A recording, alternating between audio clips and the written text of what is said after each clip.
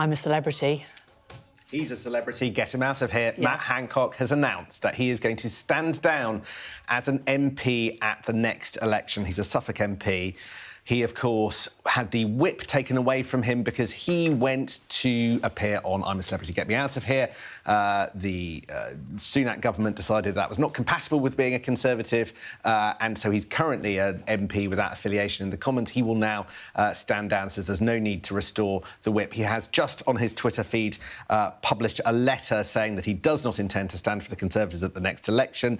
And essentially, he talked a lot about his own career. He's been a cabinet minister for many of those years. He was Culture Secretary before, of course, he did that iconic stint as Health Secretary when he was one of the key figures who took the nation through the pandemic. And now he talks about how he believes that the Conservative Party is in a bit of a hole, essentially. He says that we've got to reconnect with the public that we serve, and how previously he thought the only way you could do that was through Parliament, but now he wants to try something new to try and connect with people. I'm not quite sure what he's getting at. Matt Hancock, the chat show host, who knows, possibly Mayor of London bid. You could see him trying to reinvent himself, but he's decided to stand down as an MP. We sort of have an inkling that this might be coming, not least from the extremely strong denials that he'd be standing down that he gave a couple of weeks ago.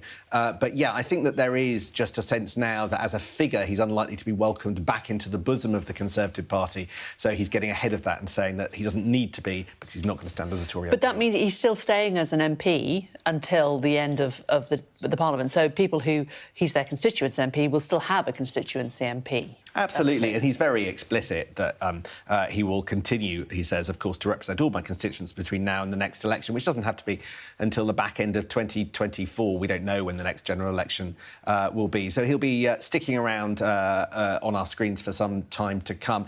But a hint of wanting to do something bigger outside politics, certainly outside Parliament, not necessarily unconnected with politics, some concern in his letter for the fate of the Conservative Party. Critics, I think, will say that he's one of the reasons that there is some trouble with the Conservative Party and in Conservative fortunes for now one of the most high-profile figures in this Parliament was the controversial Health Secretary during the pandemic, who then became even more known to millions by appearing on a celebrity TV programme.